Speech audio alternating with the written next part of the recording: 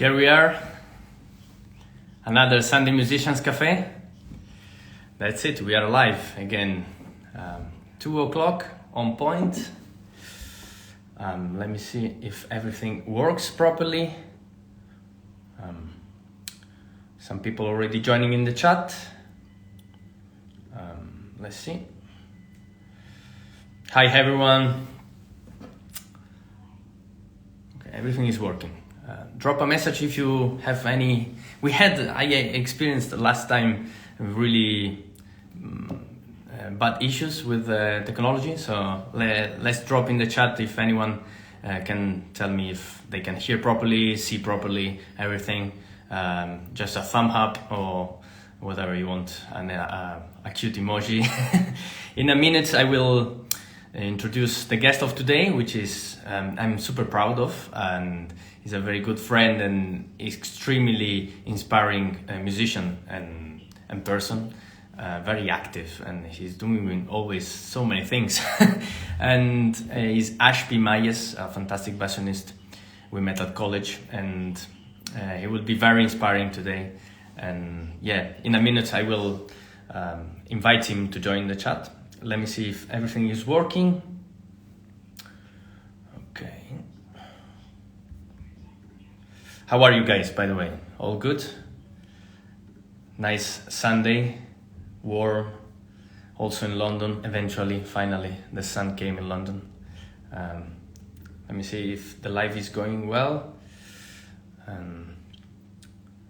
I hope wherever you are at the moment, the weather is as good as it is in London, because it's really good now. It's really good, eventually. Okay, so, okay, everything looks okay, and yeah, okay, perfect.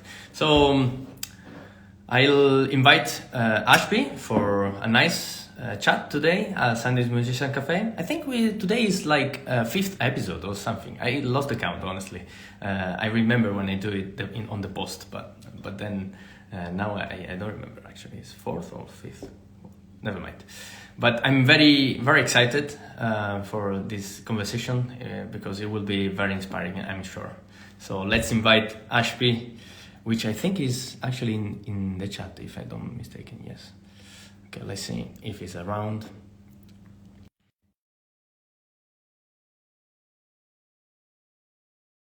Nice.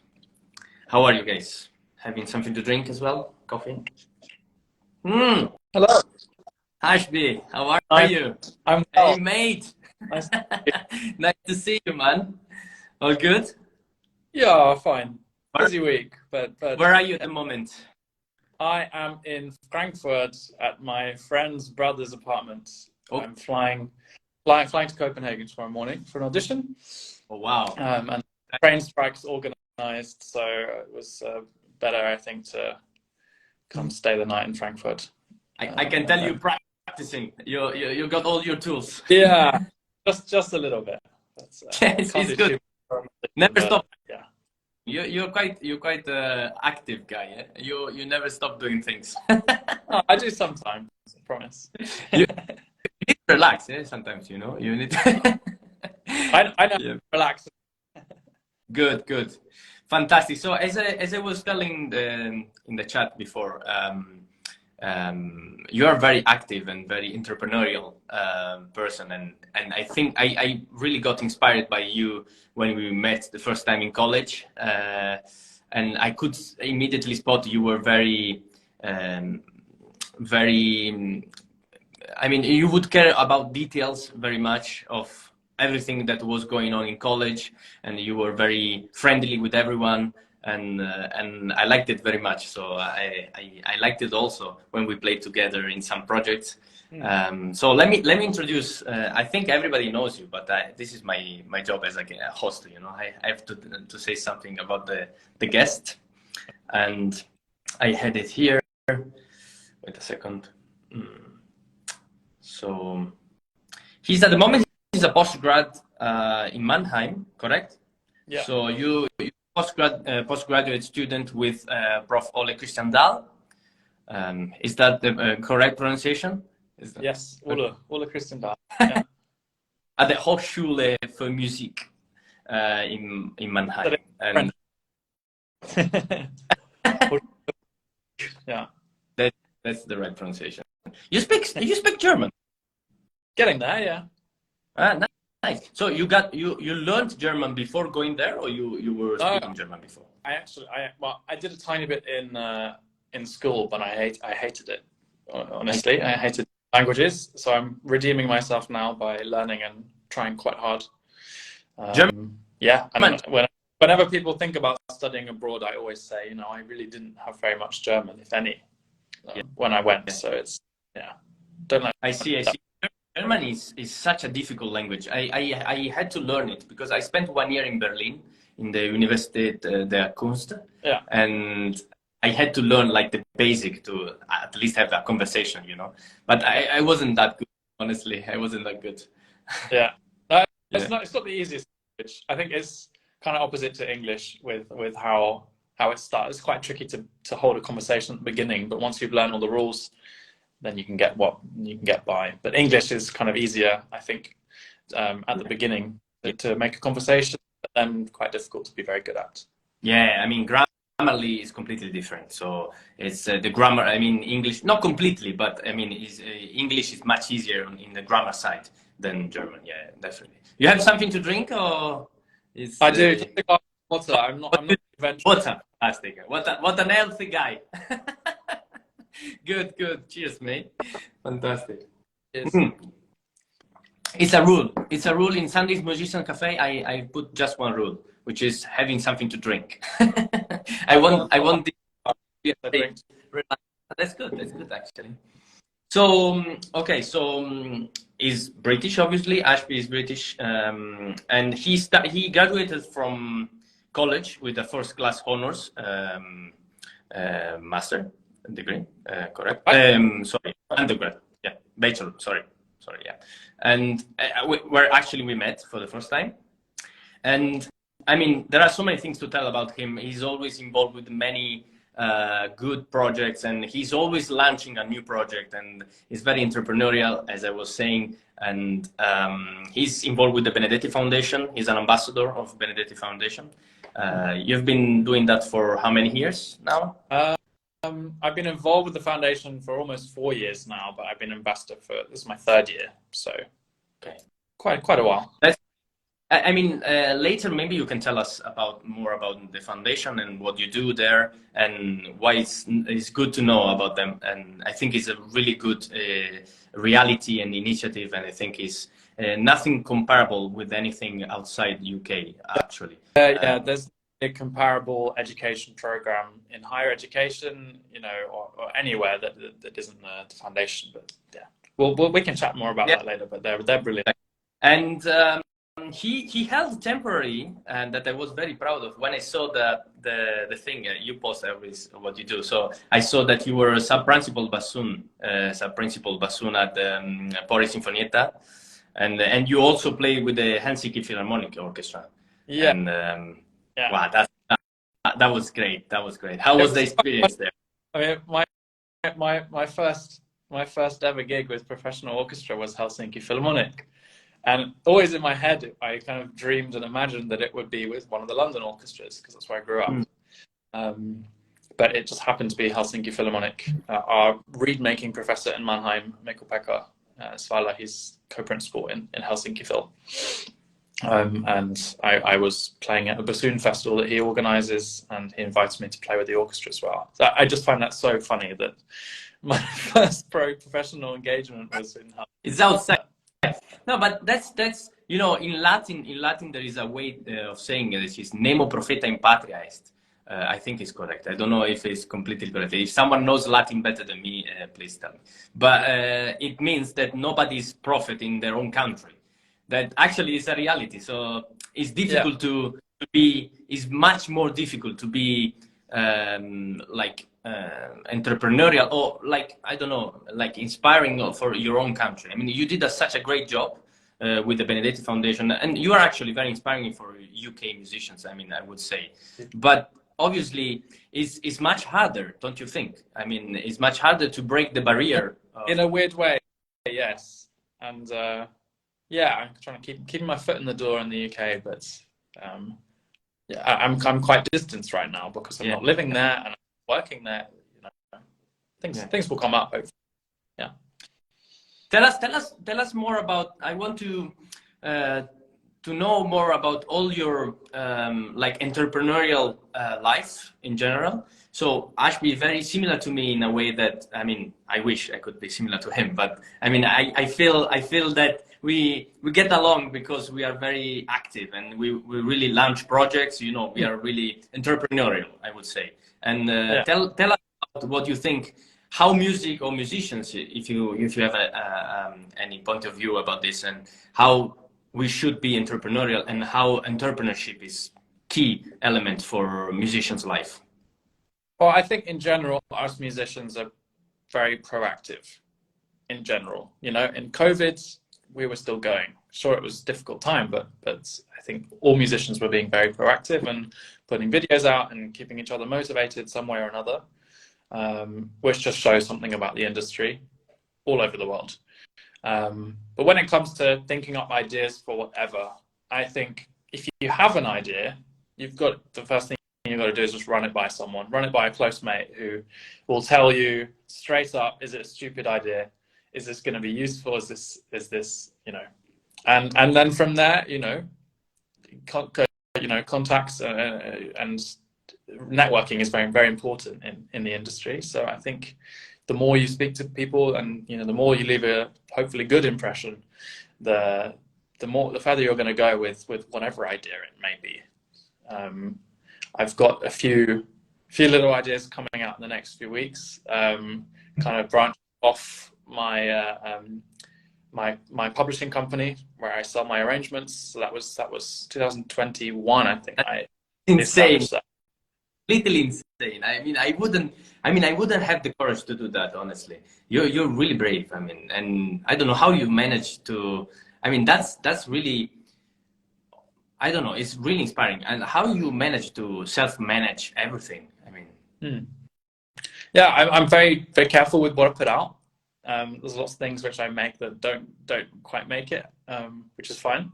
yeah, But yeah, it's important to kind of establish some kind of a brand. You know, the publishing thing, you know, that took about a year to kind of really establish and work out, how do I want to do this? Why? How, you know, how's it going to look? Because that's now established, and can't really change that for at least a while. yeah, But yeah. yeah.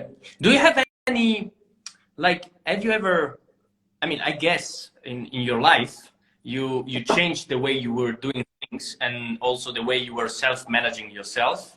So following more kind of a direction rather like any other path, like, but would you say now, which is your like key attitude that you would have when you have good ideas, good, you know, good projects also going on? Which is the best way to split the day? Because actually, that's the reality, no? We have to split the day in parts where we care about different things, right? So we focus on different.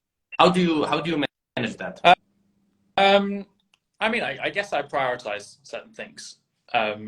Main things being sleep, practice, eating, and then some form of exercise. If it's a brisk walk, if it's a 100-kilometer cycle ride, whatever. I think they all help each other out. Sorry? Which sport do you do? Do you actually cycle 100 kilometers? I have done a few times, not often, but you know, some kind of support. You know, Yeah. so I think those things have to structure the day. And I think, say you do 5 hours of music per day. I don't actually count my practice hours. I count how many hours I do, and within those hours it involves, you know, my technique practice, and then, you know, audition training, solo repertoire, reed making, arranging, listening. So I do X number of hours per day, where possible. But then around that are other activities and, you know, other things which fill my day, which then means the other work I'm doing, you know, the main stuff, the practicing, which is a very cool part of our lives, has to be prioritized. And they kind of, for me, they work well together, that they kind of push and motivate each other. Sometimes I'll get stuck on one, sometimes I'll get stuck on the other. But for me, if my life isn't crazy busy, not crazy busy, but rather busy, doing a lot of different things, then I get less done in the practice room. So I kind of have to fill it. That does mean I have a period once or twice a year where I do absolutely nothing. You know, a few days. I always do a 2-week block off in the summer, which is a very religious break of mine, where I, you know, bassoon, reeds, music stand, everything in the cupboard, so you can't see it just for that period. Okay. But that means the rest of the year for me means I can go, you know, pretty much 95, 100%. Do you, when you do those, I completely agree with you, by the way. I mean, the 2 weeks, I do 1 week, like completely off in the summer, and 1 week in January. So at the beginning of the year, I do like kind of 2 weeks, yeah. So that maybe in January, they are actually 5 days kind of thing. They are not, it's not 1 week. But I mean, it also depends what I'm doing, honestly. But when you say I switch off, and you know, and you don't think about music, or you do other things related to music, or when I have, you mean on a normal day or in that 2 week? No, in those 2 weeks. I'm interested in those 2 weeks. Those 2 weeks, I usually have the first 4 days feeling pretty guilty for not practicing, which is fine. And then I have a week of, you know, relaxing. And usually these 2 weeks I go on holiday or spend time with family or friends. Usually it's in London, catching up with lots of people. And then the last few days I'm kind of itching and hungry to start practicing again. So that's that. When you have that feeling, I know that I'm recharged. So if I'm close to burnout, which I'm usually quite good at controlling, Okay. and I take the break, I then don't have the guilty period because I know I'm ready for the break, which means the 2 week can actually be less than 2 weeks because I have the week of, you know, proper relaxing and not doing anything, and, you know, going to the beach or going for long bike rides, whatever. And then the last few days I'm kind of get going again, and then you know you're ready to go. Makes sense. And so in a normal day, how much time do you spend, if you want to share all of this information? I mean, it's obviously, feel free to tell me, you know, this is like too sensitive information, but it's very relaxed. So I have to answer all of the questions. I'm a very curious person, so and I guess all our guests in the chat are as well. So in a normal day, how much do you spend? How much do you dedicate to promotion? So to social media and stuff. You're quite active and good at it. So I'm very how much you manage that. Yeah, it depends. Audiences are very different. I've just started out on TikTok a few weeks ago, posting similar content. You know, the reels, which I put on my Instagram, and then there's Instagram. Half is photos. I usually do photo reel. That's how I post. Like, and I usually have a plan for what's coming. I already know what's coming in the next 2 weeks or so, and often if I edit a video, say in portrait, I'll give you an example. I recorded a solo piece 3 weeks ago for a scholarship application. So that's now done, uploaded and sent to them. It's not public yet. It will go public on YouTube in, you know, landscape video. Then there'll be a short clip, maybe 30 seconds to a minute, which I will then edit into portrait for Instagram and TikTok. That same clip will then promotion on my Facebook page, again, slightly different audience. So I tend to kind of build them up, and then I'll edit 3-4 videos and schedule those for the next 2 weeks. That way I can sit down and just one sitting and write all the comments, you know, like get the right hashtags going, and just means I can schedule it, or I can just press upload at the right time. So I don't know, maybe a few hours every few weeks, depending on how busy I am. Some days I have to factor in more time because I'm doing more and I would like to post about certain things, but I'm also relaxed. One has to be relaxed, because if you start putting your pressure on yourself to upload daily or whatever, which sure works very well, then I don't feel good about it. So sometimes there's a bit of a backlog. Right now there's a bit of a backlog, and that's fine. Okay.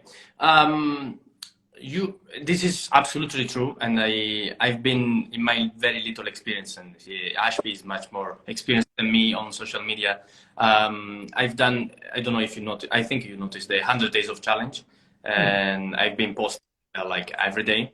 And it's so true that the temptation of, like be super worried about uploading a video and, like you start thinking about the video in the morning, and you're thinking like you're already occupying your mind too much, and I've been there, so I agree with you.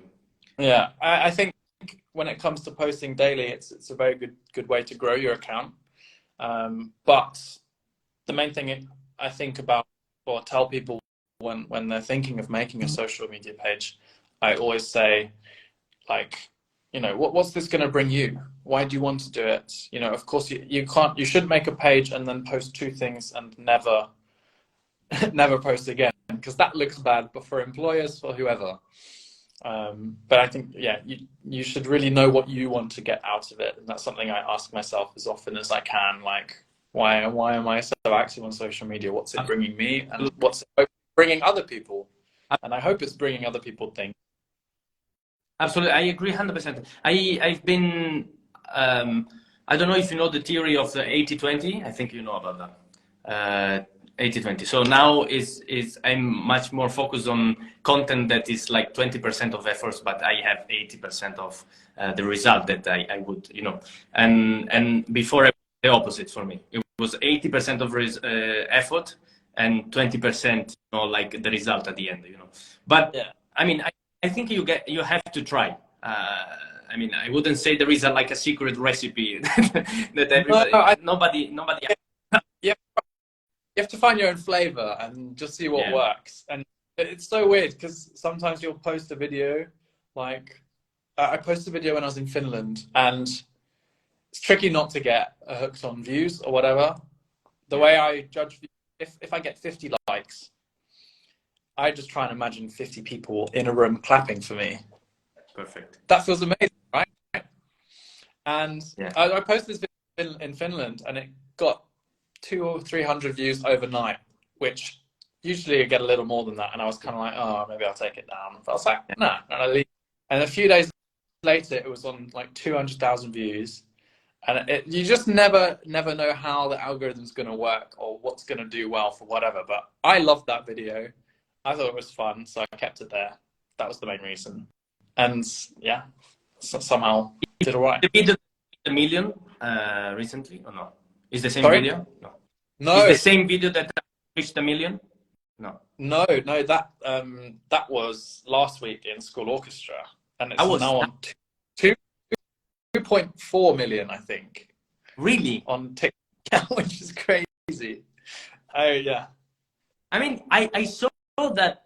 I don't know how to do it. I mean, I'm learning it at the moment. I'm doing my research, but I think when you put the music, also the score, like reading score, that's a lot. That works a lot.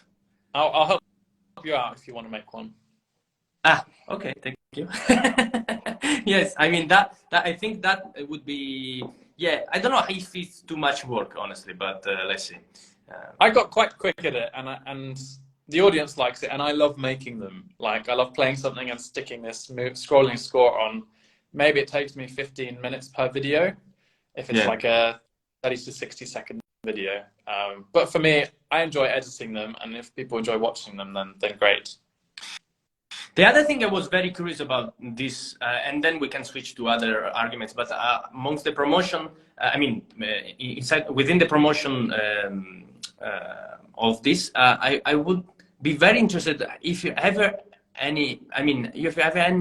any problems with like recording people. So like putting cameras and you have to ask permissions before. I have the tendency of not doing it because obviously you feel like that's bad, or it's on me, and everybody's feeling like, and also it's not professional sometimes. I mean, you can't do it. So how do you manage that? You have to judge the situation, obviously. I go very strongly in my life, the motto, if you don't ask, you don't get. If I didn't ask questions and didn't ask about things to make things happen, I wouldn't be where I am now. So I think if there's people in the background or it's backs of heads, you know, it's polite to ask. If someone's like playing a solo with you and, you know, I would always ask. If you're going guest in a professional orchestra, don't put your phone on the stand and record yourself and upload that. If it's your orchestra and you're on contract or you're a permanent member, I'd expect it's fine. When I was in Finland, I spoke with a social media manager who was super lovely, and she was very happy for me to film in rehearsals and post little bits. So yeah, I mean, if you don't ask, you don't get. So if you want to film little videos like that,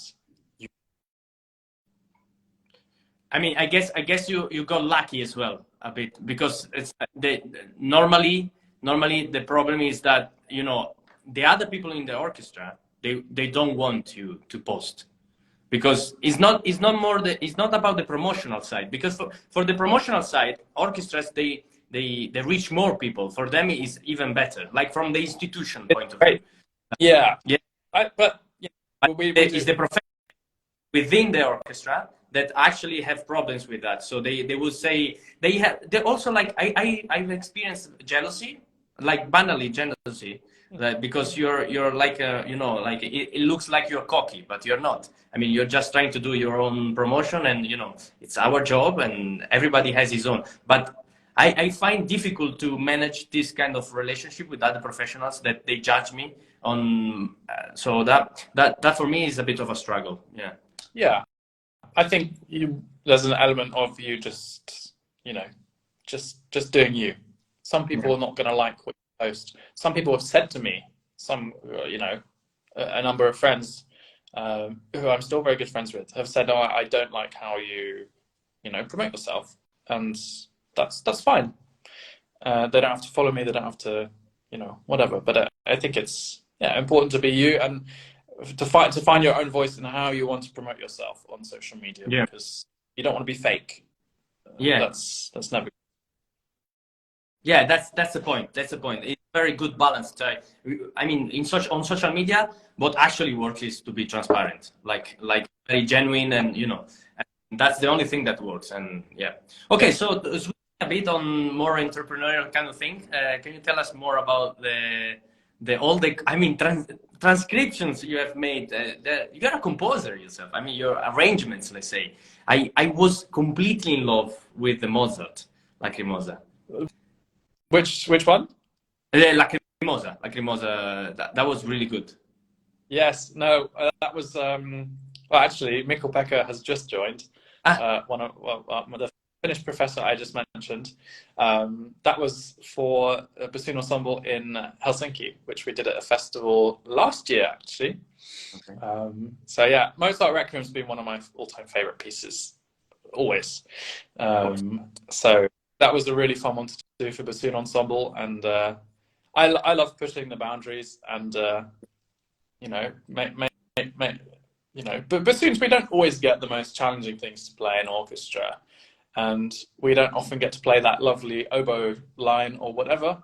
So I figured, you know, bassoon ensemble arranging is a great way for us bassoonists to really push our extremes, you know, technically, but also as, you know, as chamber musicians, particularly in a bassoon class, like in Mannheim, we're a very close group. So it's really nice that we can play to a very high level together.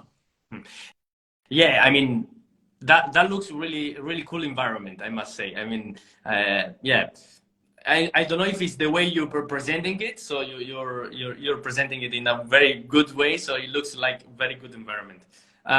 But I mean, I wouldn't find the time to also do arrangements. I mean, honestly, and I try to write some music, but I really feel that I'm not a composer. Like, I've not done composing since school, and I would like to go back to it at some point and give it a go.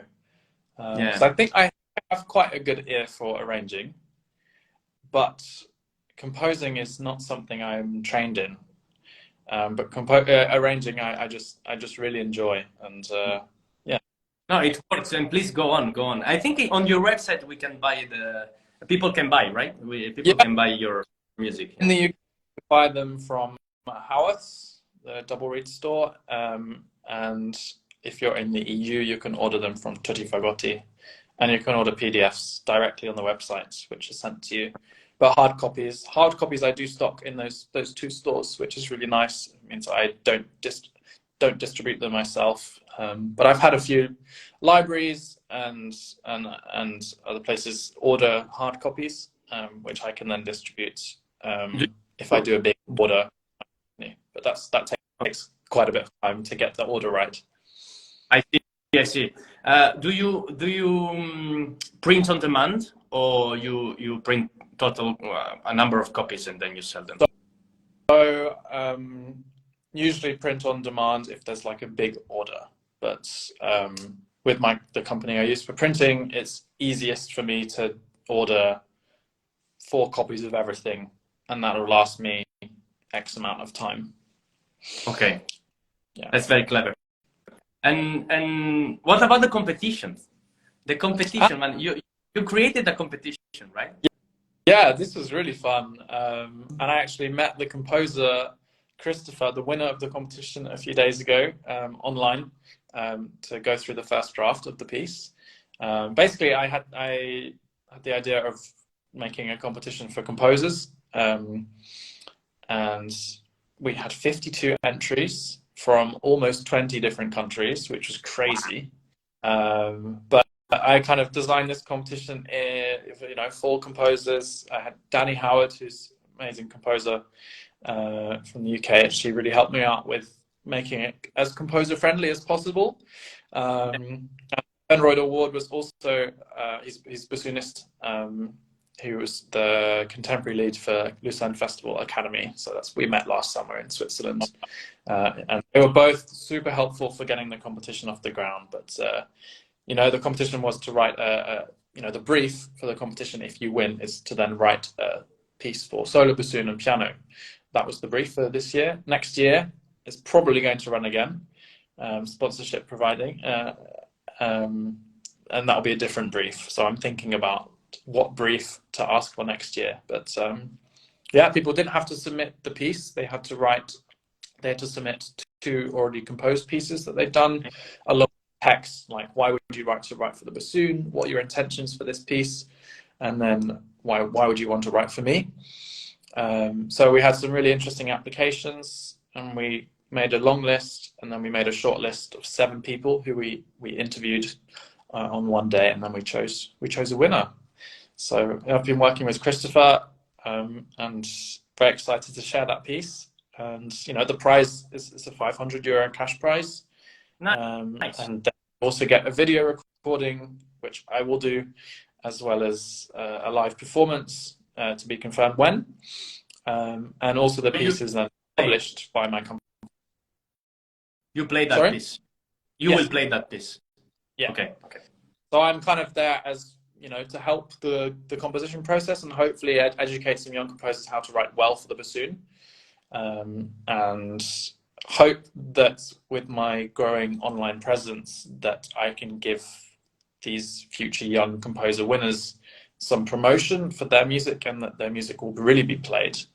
So it's an exciting project, and I'm hoping to do it every year, which means when I retire in hopefully quite a few years, I will hopefully have committed 40, 50 pieces for bassoon in whatever instrumentation, solo bassoon and piano, wind quintet, bassoon concerto, who knows what the briefs are going to be, but it's, yeah. No, I told you guys, it would be very inspiring. I mean, this guy is launching a project every month is a new project, and it's really exciting, and so much diversity in your project as well. I mean, compositions, then you have social media, then you have the recordings, and I remember one project we did together, and I helped you doing that. It was the Weber you played. Yeah, the Weber. That was super well shot. I mean, that was a crazy project. Shall I say something about that? Yeah, of course, please. Yeah. when I was 9, I got a CD from Santa Claus of bassoon music. This was when I was just about to start learning, or had just started. I think I just started learning. And it was a CD of bassoon music. I still have it somewhere in London.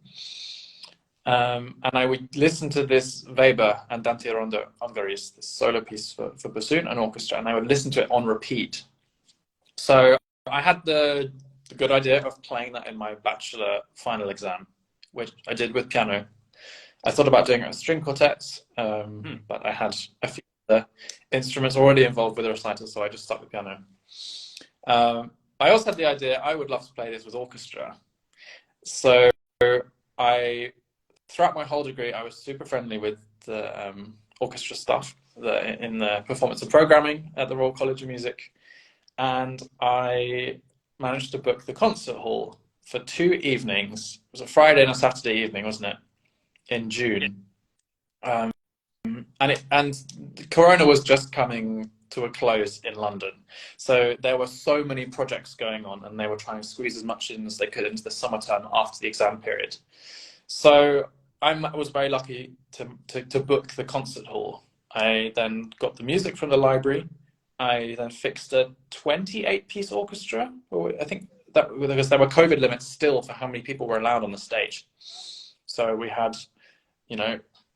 all the wind parts filled, of course, timpani, and then strings. So I organized this project to play this piece with orchestra. Everyone came really well prepared. We rehearsed the Friday night, first without me and then with. And then we did a bit more of a rehearsal. The next day, everyone came in blacks, and I came a bit early and set up 4 cameras, a few microphones, and then we just played it through 2.5 times. And I was going to do some patching. Ended up just using the second take. And then I bought champagne for everyone, and we drank outside the college on the Royal Albert Hall steps. It was a crazy project. It was absolutely crazy, but I was so happy I did it, and I was a bit emotional at the end because this piece, my mum was very emotional watching it as well when I did it at my recital, because she remembers me listening to this. So that I felt so grateful and touched that everyone came. I didn't pay anyone, only in booze, but so happy that all these people came together just to record this 10-minute solo piece for me. And it was amazing, my bachelor. I guess, from my side, I guess I can speak about for everybody. I guess the friendships was really what was connecting us. And so for us, it was a very inspiring project, and I really wanted to help you. And I thought it's worthy, it's really worthy to do this project for him, for us as an experience also to grow in friendships, to grow in music, and to see our friends succeeding is so much inspiring. At least is what I think. Yeah. So for me, it's mandatory to help other musicians to succeed. I remember organizing for my final recital. I did a Telemann E minor sonata with harpsichord and double bass, and Lucia double bass. Absolutely wonderful person and musician. I didn't know her very well, but I always saw her around college. She was super friendly. And after our first rehearsal, which went really well, we were getting to know each other as musicians, and personally, we went for a drink on me, and we spoke, and we just kind of got to know each other. It was super nice. And I just remember saying, thank you so much for coming and playing. It's really nice to have someone who really knows what they're doing with rock music, and I'm really happy to play with you. And she just said to me, this is what we do. And I always remember those words because it's so true. This is just what we do. And she said it so simply like this, and you say it just now. It's like this, man. I know Lucia very well, and we get along very well, me and her, and it's exactly what I think as well. That's what we do. That's our vocation. That's obviously is what we do, and that's it. Fantastic. Can you tell us a bit more about the Benedetti Foundation if you want? Or Yeah, sure. So I met the director of the foundation, Laura Gardner. She was actually social staff for National Children's Orchestra when I was a kid in the orchestra. She won't like me saying that. But we started working together when I was social staff. And yeah, we got along very well. She, she follows my social media, and she's one of the most amazing people ever. And I remember getting a text from her on the 1st of May, 2020, so beginning of the lockdown. And I was sat at my piano actually arranging something for a bassoon ensemble video. And she said, "Hey, just sent you an email, might you be interested in working with the foundation a bit?" And I was like, yeah, I've got nothing else to do. That evening, I got some more information and found out more about what they were doing, and that they needed a tech advisor and video editor, sound engineer, just kind of an assistant for everyone else who's involved. So I was like, great, sounds fun, I'm keen. That evening, I get a phone call from an unknown number, and it's Nikki Benedetti. And she's saying, "Oh, I've just been watching your videos. It's so exciting. Would love you to come work with us." And I was kind of, it was. And I spent the whole month working with them, as a video editor and like tech assistant in general, which I absolutely loved. And it's so inspiring to work with Nikki and Laura. So very much that first year I was involved in a very technical sense. Yeah, and then so basically after that I applied to be an ambassador. I'm still keeping going. If they ever need tech things, I'm always there if they need me for video editing and whatever they throw at me. Yeah, so now I'm an ambassador.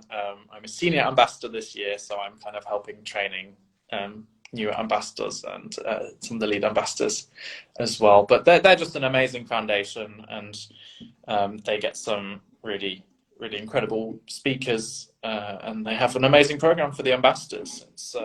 It's a no-brainer to apply if you're a young musician, or to be involved if you want to improve your teaching skills, or if you have young kids and you want to get them started with music. They have sessions to cater for everyone. Adults, and what they did in lockdown was really special, and I'm just delighted that I was able to be part of it. Yeah, definitely. Personally, I will get more into it because I'm starting teaching more and having a lot of kids. So I think that would be great to have a help from the Benedetti Foundation. I will definitely have a look, and your words are very, very, very inspiring. So I think it helps. Okay, so would you like to give us a little piece of advice for us musicians in general? A nice quote that we can stick to the wall? You didn't ask me about that before. I don't know. Surprise, man. Has to be genuine. Be genuine. Yeah, I mean, I guess it's just important to be you, and how you sell yourself as a musician, if it's through social media or in person or whatever. I think just be you as much as you can, I guess. And if you have an idea, do it. There's nothing to stop you. Ask around. You don't ask, you don't get. I said that already, but I just really strongly go by that. If you don't ask, you don't get. Fantastic. I love this, and thank you so much, Ashby, for giving us these precious words. It's gold from you. And yeah, guys, please have a look at his website. He has ashbymaes.com, so his name.com, and there is plenty of stuff to look at, and his curriculum is fantastic, but also the recordings, the gallery, the composers competition, everything is there. And follow him on the social media if you don't, even though I think all the people here are more for you than for me, probably. But in general, please do follow and follow TikTok if you're not following. So TikTok is a new thing, and is going pretty well. So Coming. good luck with that. Thank good you. luck very much. And Great. I hope soon in London and catch up here live for a beer. And do some projects together, hopefully. I'm sure we will at some point. We'll sort something out. At some point. Yeah. Thank you so much, Ash. Thank you so much. I will put the live afterwards. No worries. It's a pleasure. Thank you so much. Ciao. Ciao.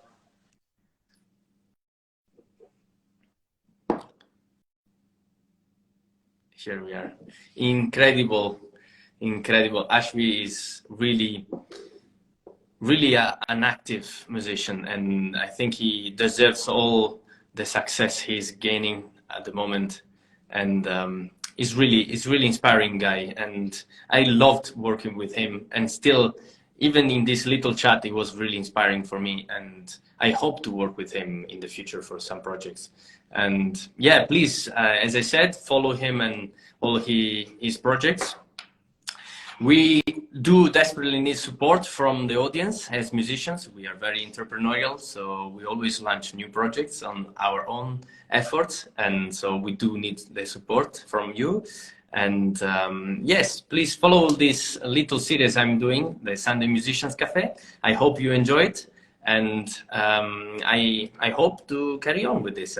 If you have any feedback, suggestions, or comments you want to give, please drop a message or afterwards in the post, and that would be extremely welcome, and it would help everyone to grow more. So thank you, and see you in the next episode.